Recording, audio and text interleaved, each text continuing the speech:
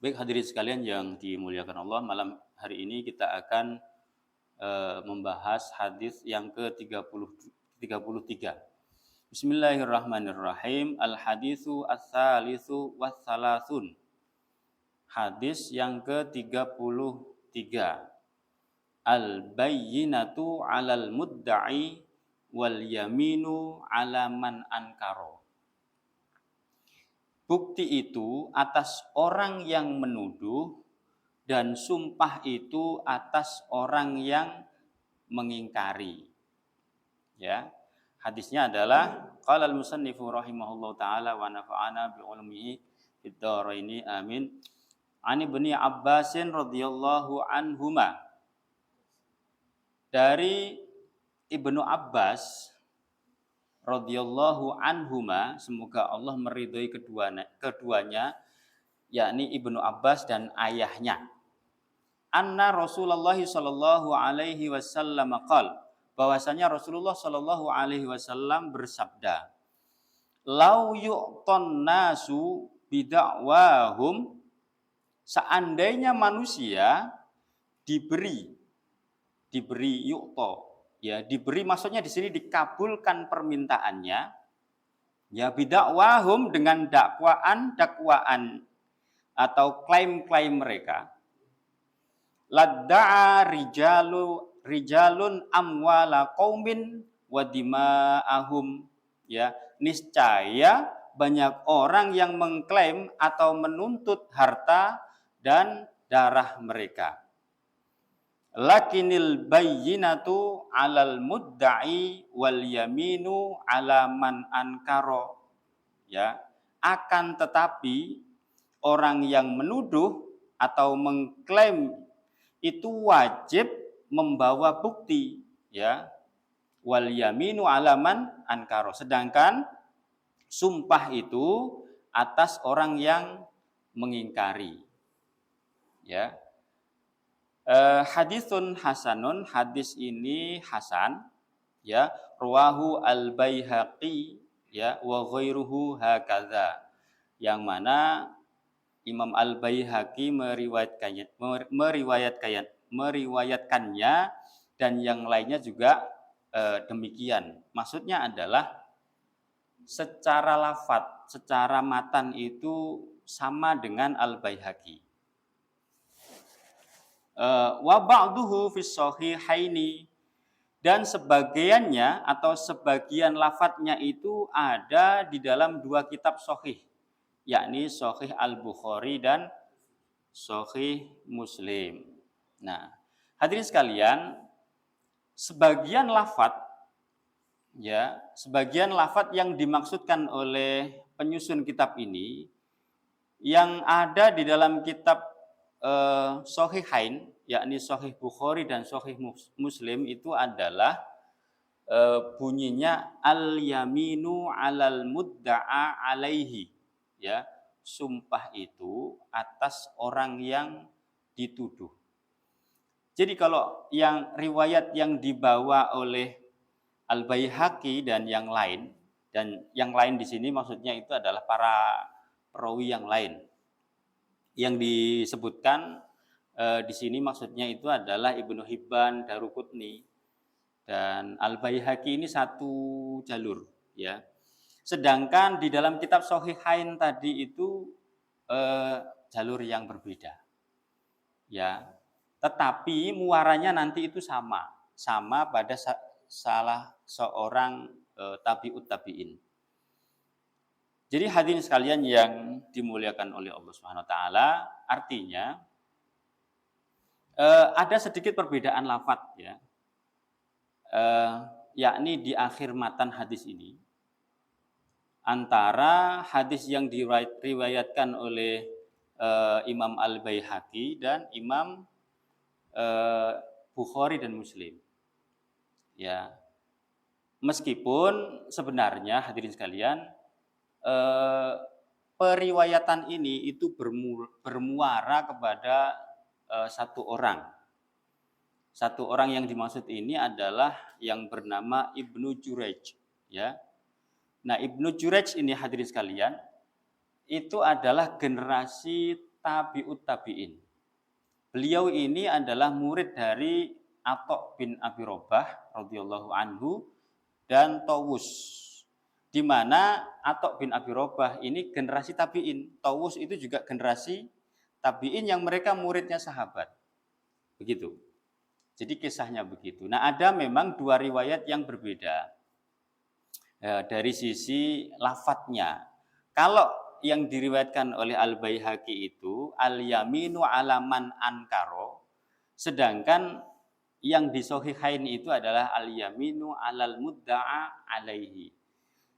Sebenarnya sama aja, gitu. Secara maksud, ya, walaupun secara lafadz itu berbeda. Ini ya wallahu alam. Kalau soal ini nanti bicaranya soal pembahasan hadis, ya. Gitu. Nah, kita bicara tentang maknanya, ya, sesuai dengan yang dijelaskan oleh pensyarah dari hadis ini atau pensyarah dari kitab ini.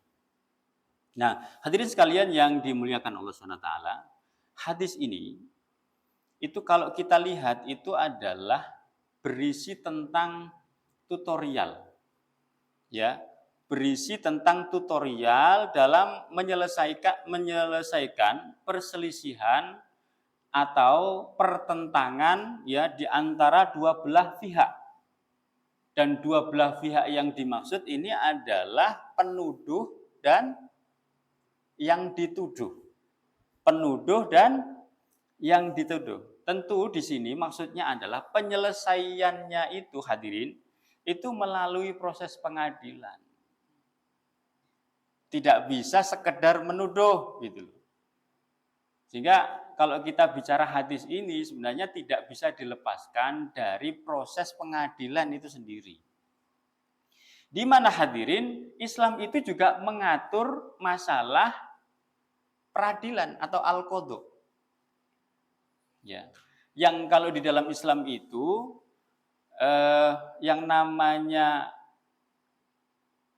orang yang mengadili itu disebut dengan qadhi. Ya. Orang yang mengadili perkara itu disebut dengan qadhi.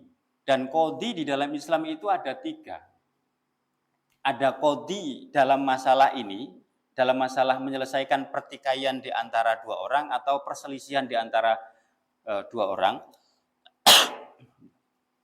Maksudnya adalah masalah pidana. Ada qadhi yang kedua itu qadhi hisbah namanya. Nah, qadhi ini atau hakim ini itu adalah hakim yang menyelesaikan masalah-masalah yang berkaitan dengan makanan yang dijual di tengah-tengah masyarakat. Kalau makanan yang dijual itu mengandung doror atau merugikan banyak orang, itu bisa disita. Mungkin kalau sekarang itu apa? Kayak Satpol PP gitu ya.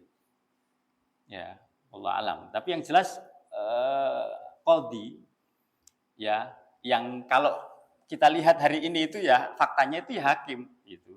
Itu qadhi hisbah itu adalah qadhi yang menangani masalah penipuan atau barang-barang yang dijual yang di dalamnya itu mengandung unsur penipuan. Itu bisa disita oleh negara. Dan yang ketiga itu ada qadhi madzalim namanya. Nah, qadhi ini bertugas mengadili setiap kezaliman penguasa, ya, kepada rakyatnya. Begitu. Bahkan qadhi madzalim ini bisa memberhentikan kepala negara, gitu. Walaupun qadhi madzalim itu sendiri diangkat oleh kepala negara. Dan itu pernah terjadi. Di dalam Islam itu biasa. Kenapa itu bisa terjadi? Ya karena sistem Islam itu berjalan itu karena dilandasi takut kepada Allah Subhanahu wa taala. Dilandasi ketakwaan itu sendiri. Karena itu memang beda. Ya. Dan kalau kita lihat saat ini ya belum ada contohnya. Ya, kecuali kalau kita lihat itu ya dalam sejarah itu ada. Nah, hadirin sekalian yang dimuliakan Allah, ya. Jadi kalau kita lihat yang dimaksud ya dengan qadhi saat ini itu ya istilahnya itu ya hakim itu. Ya, hakim gitu. Padahal kalau dalam Islam itu hadirin, hakim itu penguasa. Yo, bulat-bulat ya. Apa namanya, paling-paling gitu. Jadi hadirin, yang kita harus pahami betul ini. Ya, kalau dalam konteks sakofah Islam, dalam konteks pemahaman Islam, istilah qadhi itu di dalam Islam itu, dalam sistem pengadilan Islam, ya, sistem pengadilan Islam, qadhi itu hakim posisinya. Ya. Jadi nama orang yang atau sebutan orang yang memutuskan perkara perselisihan di antara kaum muslimin itu namanya qadhi. Ya, di dalam sejarah itu ada qadhi Syuraih, nanti saya sebutkan, nanti saya ceritakan bagaimana sepak terjang qadhi Syuraih yang menjadi qadhi di masa Khalifah Sayyidina Ali radhiyallahu anhu berkuasa, menjadi khalifah yang keempat. Nah, sedangkan hakim bukan hakim ya, hakim pakai hak itu penguasa atau pemerintah. Nah, pemerintah di dalam Islam itu ya ada mulai dari khalifah, kemudian muawin tafwid, ada wali dan amil. 4 ini adalah yang terkategori hakim, terkategori pemerintah, gitu. Nah, ya kita lanjut. Kalau itu kan kita bahas sistem pemerintahan Islam. Tetapi memang dalam masalah ini hadirin, ya kita tidak bisa melepaskan urusan seperti ini itu dari ajaran Islam. Artinya apa? Ajaran Islam itu tidak bisa dipahami hanya sekedar ritual. Ajaran Islam itu sudah dijamin oleh Allah sempurna. Al-yauma akmaltu lakum dinakum wa atmamtu alaikum ni'mati wa raditu lakumul Islam madina. Pada hari ini dalam surat Al-Maidah. Ya, al-yauma akmaltu, telah aku sempurnakan ya bagimu agama kamu dan telah aku cukupkan nikmat ya bagimu ya. Dan kemudian Islam itu menjadi agama bagi kalian. Jadi artinya hadirin, Islam itu sudah diberikan SK langit oleh Allah bahwa ini adalah agama sempurna yang mengatur seluruh aspek kehidupan. Di antaranya adalah masalah peradilan. Jadi kalau dalam masalah peradilan tidak merujuk kepada cara Islam menyelesaikan pertikaian, itu berarti ya menganggap Islam nggak sempurna, gitu. Menganggap Islam itu hanya mengatur masalah ritual. Nah, ini salah besar. Ini adalah pemahaman yang salah. Itu pemahaman sekuler namanya. Fasluddin anil hayah. Memisahkan agama dari kehidupan. Agama itu dianggapnya masalah ritual gitu. Selain masalah ritual, maksudnya ibadah mahdhah, itu boleh memakai hukum yang lain. Nah, ini kesalahan besar ini. Ya, kesalahan fatal, tidak boleh. Seorang muslim itu harus menganggap bahwa Islam ini adalah mengatur seluruh aspek kehidupan, termasuk diantaranya dalam masalah peradilan. Ya, termasuk diantaranya adalah masalah peradilan. Dan orang yang mengadili perkara di dalam Islam itu disebut dengan qadhi. Ya, orang yang menyelesaikan pertikaian ya di antara warga masyarakat, ya, di antara kaum muslimin, termasuk juga mungkin nanti itu ada kafir zimmi yang menjadi warga negara, itu adalah qadhi, ya, atau kalau sekarang faktanya itu adalah hakim. Nah, kita lanjutkan ke sini hadirin, ya.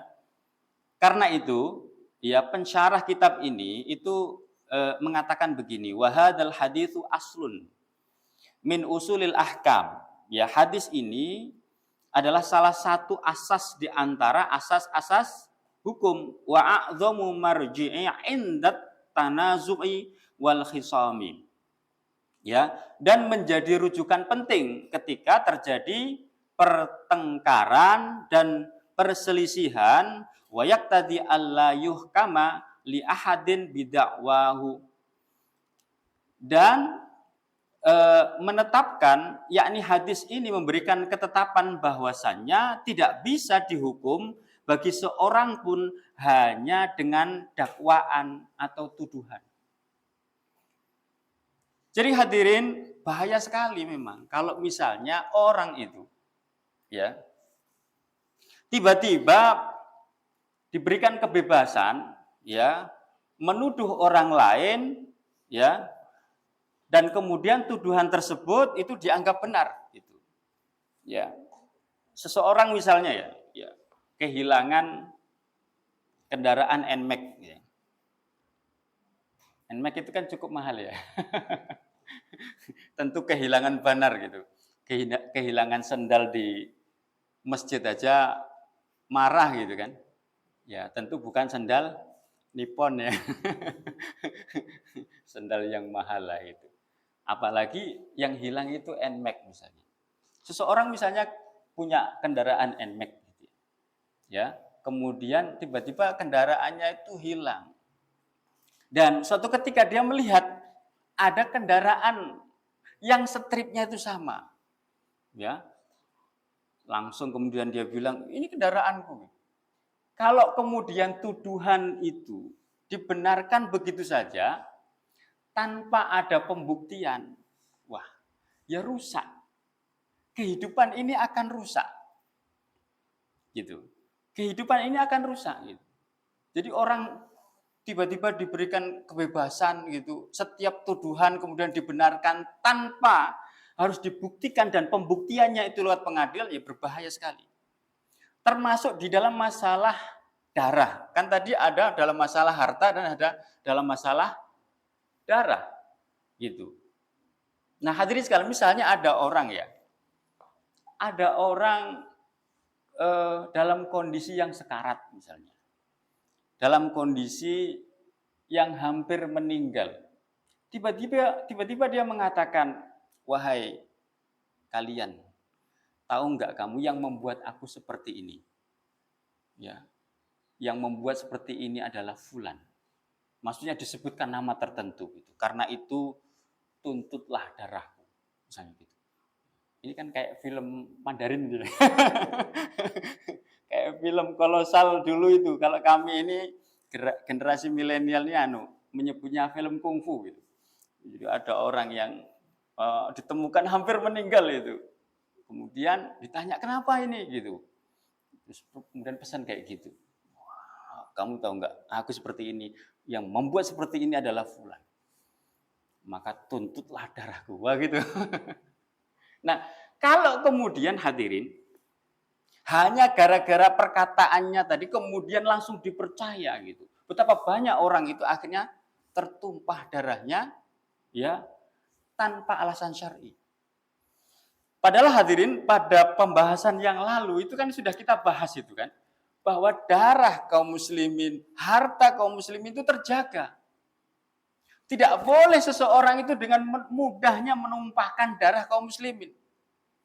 Terjaga darahnya kaum muslimin itu. Darah kaum muslimin itu tidak boleh ya ditumpahkan ya kalau tidak dengan alasan syar'i. Sebagaimana yang sudah kita bahas pada pembahasan yang lalu. Ya, di dalam hadis yang ke-14 ya. Itu kan disebutkan itu darah kaum muslimin itu haram ditumpahkan, tidak boleh. Kecuali ada 3 perkara. Yang pertama apa? Murtad. Ya, kalau dia murtad boleh dibunuh dengan catatan ya dia suruh tobat dulu. Kalau tidak mau tobat, ya hukumannya dibunuh. Yang kedua apa? Orang yang berzina padahal dia itu sudah menikah, maka hukumannya mati, yakni dengan cara dirajam. Dan yang ketiga adalah orang yang terbukti membunuh.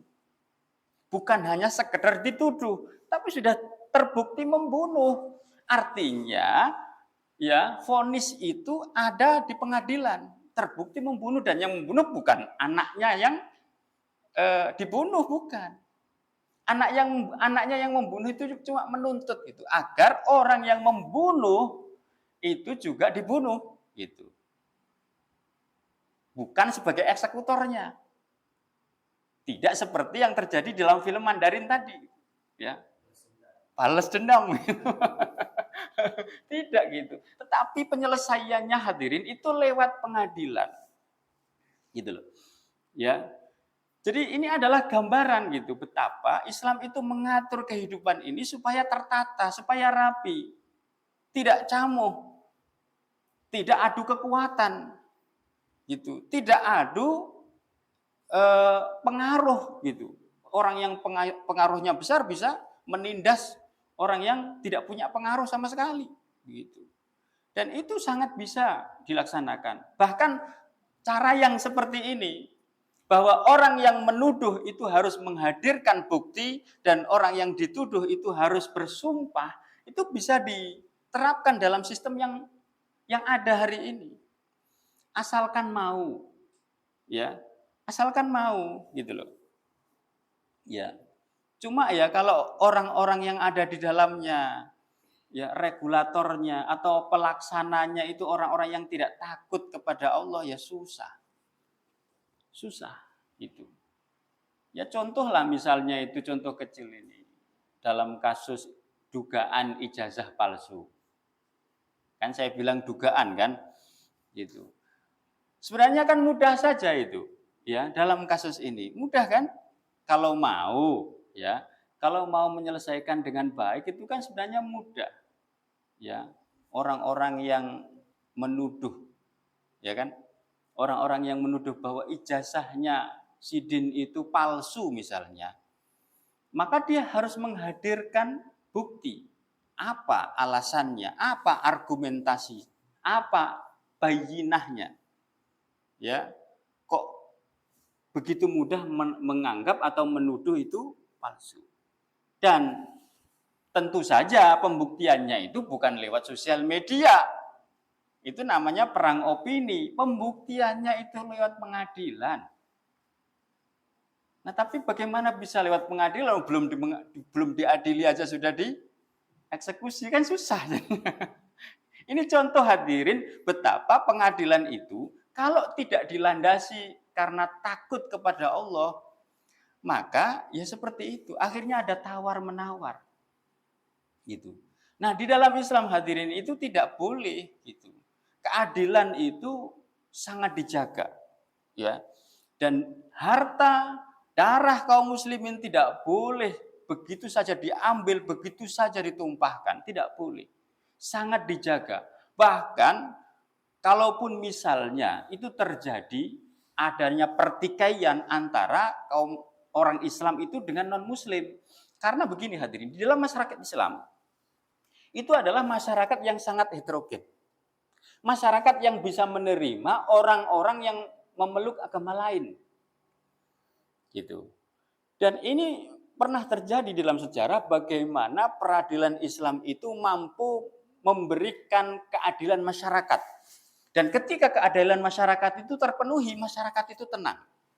Tanpa peduli siapapun di situ yang diadili. Ya.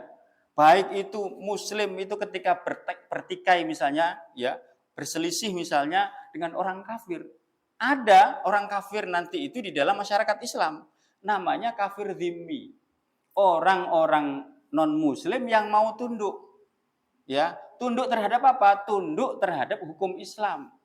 Islam tidak memaksa, Islam ketika punya negara tidak memaksa seseorang itu agar meninggalkan agama mereka. Dipaksa masuk Islam tidak ada. Dan memang contoh masyarakat yang homogen, yang satu warna, ya, negara Islam dengan satu agama itu tidak pernah ada. Itu hanya mungkin ada itu di surga. Kalau di dunia nggak ada, contohnya pun nggak ada. Nabi ketika mendirikan negara di Madinah itu masyarakatnya heterogen. Ketika diteruskan oleh para sahabat, mulai dari zaman Sayyidina Abu Bakar, Sayyidina Umar, Sayyidina Utsman, Sayyidina Ali, dan terus Muawiyah terus sampai runtuhnya khilafah pada tahun 1924 itu, ya, itu semuanya itu tidak pernah tercatat memaksa orang agar masuk Islam atau negara itu berdasarkan satu agama, tidak ada. Bahkan ketika ada pertikaian pun itu tidak tebang pilih. Itu. Ada satu kisah hadirin yang sangat menarik yang dicatat oleh para ulama di dalam kitabnya. Salah satunya adalah di dalam kitab Khilyatul Auliya. Kitab ini hadirin mencatat bagaimana ada sejarah itu seorang penguasa tertinggi, yakni khalifah, itu bertikai dengan berselisih dengan warganya yang kebetulan non-muslim. Ya. Nah, nanti bisa dilihat ya, kisah ini di dalam kitab Khilyatul Auliya. Kitab ini dikarang oleh Al-Imam Ahmad bin Abdillah Al-Asbahani. Ya. Nah, diceritakan di situ pada saat itu terjadi pada zaman Khalifah Sayyidina Ali bin Abi Thalib. Khalifah yang keberapa? Keempat. Saya mengingat-ingatkan terus ini, penting. Bahwa kita itu punya pemimpin ya yang mestinya itu ada dalam kehidupan kita. Dan kalau itu nggak ada dosa, betul, nggak ada dosa. Ya, kan ada itu hadisnya. Ya, apa hadisnya itu? Man mata laisa fi unuqihi bai'atun mata mitatan jahiliyatan. Barang siapa yang mati, pada saat dia mati itu, yang di lehernya, man mata walaisa fi unuqihi. Unuk itu leher. Maksudnya leher itu dia ketika itu menyerahkan dirinya itu, ya, ketaatannya itu, maksudnya itu kepada siapa? Kepada khalifah. Barang siapa yang mati sementara di lehernya itu tidak ada ketaatan kepada khalifah, maksudnya. Ya, mata mitatan jahiliyatan. Maka matinya itu seperti kematian jahiliyah. Bukan mati jahiliyah. Matinya itu mata mitatan. Ya, matinya itu seperti kematian jahiliyah. Artinya ketika dia mati, dia meninggalkan satu kewajiban penting, yaitu taat kepada khalifah. Ya, dan taat kepada khalifah itu hukumnya wajib sebagaimana kewajiban yang lain. Kewajiban yang lain diantaranya apa? Sholat. Diantaranya itu sholat atau puasa Ramadan. Kalau orang tidak melaksanakan sholat 5 waktu, tidak melaksanakan puasa Ramadan, berarti dia telah meninggalkan satu kewajiban penting dalam agama ini. Termasuk itu. Nah, Al-Fakir mengingatkan ini supaya kita itu tahu sejarah. Bahwa kita itu, umat Islam itu punya sejarah. Di mana umat Islam itu mestinya, idealnya dipimpin oleh seorang khalifah. Nah, khalifah di dalam Islam itu dimulai dari Abu Bakar. Ya, Sayyidina Abu Bakar, Sayyidina Umar, Sayyidina Utsman, Sayyidina Ali bin Abi Thalib. Nah, di masa pemerintahan Sayyidina Ali itu, rupanya suatu ketika beliau itu hadirin kehilangan baju besi. Baju besi waktu itu bukan untuk pajangan, koleksi gitu. Bahwa Sayyidina Ali itu kolektor gitu, enggak, bukan kolektor beliau. Baju besi yang dimaksud itu adalah dipakai untuk perang. Jadi baju besi itu ternyata milik Sayyidina Ali itu hilang. Dikatakan oleh Sayyidina Ali dalam kisah ini itu hilang di satu tempat. Waktu itu beliau itu mengendarai onta dan jatuh gitu. Kisahnya itu. Nah, tiba-tiba di suatu masa itu Sayyidina Ali melihat baju itu dengan ciri bahwa baju itu ada, diingat-ingat oleh itu kan bajuku. Itu dijual di pasar. Kebetulan hadirin yang megang itu, yang ingin menjual itu adalah seorang non-muslim. Disebutkan di situ itu seorang Yahudi. Ada yang mengatakan Nasrani. Ya Allah alam, yang benar yang mana, yang jelas itu non-muslim. Ya, non-muslim tentu di situ sebagai kafir zimmi gitu, warga negara yang boleh hidup di masyarakat Islam. Nah, tiba-tiba Sayyidina Ali tadi itu mendekati dalam posisi sebagai khalifah nih. Tanya, baju ini kamu dapat dari mana? Ini kan bajuku gitu. Loh, enak aja gitu bahasa ulun lah. Enak aja nuduh. Enggak, ini bajuku ini gitu. Karena ini biasanya kalau orang saling mengklaim ini kan ya susah ya kan. gitu. Kalau nggak dilerai bisa pukul-pukulan gitu. Ya. Nah, akhirnya ya karena beliau ini bijaksana sebagai seorang khalifah, kita buktikanlah di pengadilan. Dibawalah itu ke pengadilan. Kebetulan kodinya itu kodi Syuraih tadi. Ya, kodinya adalah kodi Syuraih yang sangat terkenal adil beliau itu. Nah, ketika dihadirkan ke pengadilan, sebenarnya Sayyidina Ali sudah ngasih kode gitu. Ya, bahwa yang berperkara ini aku sebagai muslim dan dia itu non muslim gitu. Tapi itu hanya sebagai referensi aja. Ya, sudah duduk aja. Ya, apa masalahnya? Masalahnya disampaikan bahwa aku punya baju besi dan baju besi itu ternyata ada di tangan ini, Yahudi ini. Ya, saya sebut Yahudi aja lah, walaupun ada riwayat Nasrani tadi kan. Ya.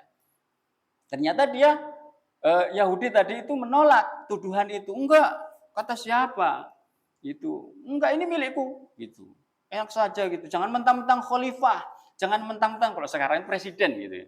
Jangan mentang-mentang presiden gitu. Enak aja nuduh gitu. Ya, berarti kan pian menuduh aku pencuri gitu.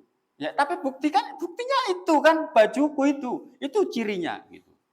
Akhirnya kodi ini, hakim ini kan diangkat oleh khalifah sebenarnya. Tapi karena ini ada pertikaian diwajibkan bagi beliau untuk menyelesaikan pertikaian itu. Maka ya mungkin juga melihat hadis ini ya atau berdasarkan hadis ini ya di mana al-bayyinatu alal mudda'i wal yaminu alaman ankaro. Jadi Qadhi Syuraih ini kemudian memerintahkan kepada Sayyidina Ali yang notabene waktu itu adalah seorang khalifah itu untuk menghadirkan dua orang saksi yang adil. Ya, untuk menghadirkan dua orang saksi yang adil. Dua orang laki-laki maksudnya. Maka kemudian Sayyidina Ali dengan sangat pedenya pada saat itu ya memilih dua orang saksi. Yang pertama adalah hamba sahayanya, budaknya yang bernama Qanbar. Ya, yang kedua adalah Sayyidina Hasan bin Ali, anak Sidin sendiri, putra beliau. Ya. Ternyata hadirin, Qadhi Syuraih mengatakan kesaksian dari Qanbar yang notabene adalah budakmu saya terima. Tetapi saksi dari Hasan yang notabene anakmu tidak saya terima. Oh, itu sempat diprotes tuh hadirin oleh Sayyidina Ali. Masa kamu nggak percaya? Ini seorang pemuda yang dijamin masuk surga. Gitu. Syababnya surga ini, gitu, anakku ini yang disebutkan Rasulullah. Karena Rasulullah sudah nggak ada, ya kan? Bahwa ada riwayat ya bahwa pemuda di surga itu adalah dua orang dari anak Sayyidina Ali, Hasan dan Husain. Loh, masa kamu nggak percaya kesaksian ini? Tidak masalah itu. Tidak soal bahwa dia dijamin masuk surga. Dia adalah seorang pemuda di surga dan cucunya Rasulullah Shallallahu Alaihi Wasallam. Tetapi karena posisi dia itu adalah anak pian. Dan kesaksian dari anak itu tidak diterima. Wah, akhirnya apa hadirin? Karena tidak mampu membuktikan ya tuduhannya tadi, maka tuduhannya itu gagal. Ya. Gagal. Artinya apa? Peradilan itu dimenangkan oleh Yahudi yang membawa baju besi Sayyidina Ali tadi. Gitu. Karena kemudian dimenangkan, ini malah kaget ini. Ya, kagum seorang non muslim yang riwayatnya Yahudi tadi itu kagum. Loh, bukannya baju ini memang miliknya Sayyidina Ali. Dia itu sudah mengakui sebenarnya itu. Tapi kan perlu membuktikan gitu. Dan ternyata hadirin, peradilan dalam Islam itu terbukti dan dirasakan oleh seorang non-muslim sekalipun. Padahal waktu itu yang berselisih dengan non-muslim ini adalah seorang, kalau sekarang itu orang paling nomor 1 lah di negeri ini. Presiden, khalifah gitu. Ternyata dalam proses peradilan yang hakimnya, yang kodinya diangkat oleh khalifah sekalipun bisa mengalahkan atau tidak memenangkan tuduhan dari khalifah itu. Ini kan kenapa bisa terjadi seperti itu hadirin? Ini tidak lain karena bahwa siapapun yang diberikan amanah untuk memimpin, siapapun yang diberikan amanah dalam posisi apapun itu, asasnya itu adalah karena takwa. Asasnya itu adalah karena ketakwaan kepada Allah. Karena takutnya kepada Allah itulah yang lebih dominan daripada takutnya kepada manusia. Kalau takutnya kepada manusia paling mentok itu kan dipecat. Ya kan? Diberhentikan. Diberhentikan nggak akan bisa menghentikan rezekinya. Bukan berarti seseorang misalnya tuh ya menjabat sesuatu gitu, menjabat satu jabatan. Ya, kemudian ternyata dia itu sudah jujur gitu ya. Jujur-bujuran ini gitu. Ternyata dengan kejujurannya itu justru merugikan orang-orang tertentu yang akhirnya kemudian dia diberhentikan. Apakah rezekinya berhenti? Tidak. Nggak usah khawatir. Ya, rezeki itu di tangan Allah, bukan di tangan atasan. Dan ini masalah keimanan. Gitu loh. Bukan berarti ulun ngomong kayak gini tuh karena bukan pejabat itu kan. Karena pengusaha, bukan ini. Ya, ini masalah keimanan. Nah, sekali lagi dalam Islam itu hadirin, rasa keadilan masyarakat itu sangat dijaga. Dan itu bukan karena ingin mendapatkan prestis dari manusia. Itu semata-mata karena takut kepada Allah Subhanahu wa taala. Karena itulah ya dalam kehidupan ini sebenarnya kita ingin sekali menghadirkan keadilan yang seperti itu gitu. Ya, dan itu hanya mungkin hadirin akan terjadi manakala negaranya itu mau ya menerapkan seluruh hukum Islam. Ya, negara yang berasaskan akidah Islam sehingga sistem yang lahir di atasnya itu adalah sistem Islam. Ya, sistem pendidikan Islam, sistem pergaulan Islam, sistem pemerintahan Islam, sistem keuangan, ya sistem politik luar negeri, nanti semuanya itu ada. Dan ketika itu ada hadirin, Islam itu menjadi kuat. Ya, dan ketika itu juga insya Allah tidak ada musuh kaum muslimin, orang-orang yang membenci umat Islam itu berani untuk memusuhi. Kalau sekarang kalau kita gambarkan itu ya sebagaimana hadis Nabi bahwa umat ini layaknya seperti hidangan yang diperebutkan dari berbagai sisi, dari berbagai arah, seperti hidangan orang dengan mudah. Karena apa? Rasa takut di dalam jiwa orang-orang yang membenci Islam itu dicabut oleh Allah. Ya. Sehingga apa? Sehingga mereka berani. Yang dulu mereka takut, akhirnya mereka berani. Nah, kenapa umat Islam itu kok tidak ditakuti? Karena ternyata di dalam diri umat Islam itu punya penyakit, namanya penyakit al-wahan.